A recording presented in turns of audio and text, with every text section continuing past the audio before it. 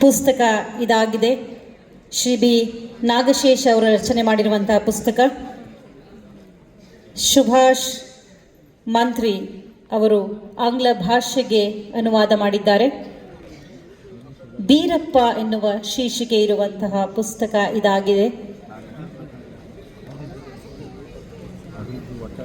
ಬೀರದೇವರ ಮೇಲೆ ಬರೆದಿರುವಂತಹ ಪುಸ್ತಕದ ಲೋಕಾರ್ಪಣೆಯನ್ನು ಸನ್ಮಾನ್ಯ ಮುಖ್ಯಮಂತ್ರಿಗಳಾದ ಶ್ರೀ ಸಿದ್ದರಾಮಯ್ಯನವರು ನೆರವೇರಿಸಿದ್ದಾರೆ.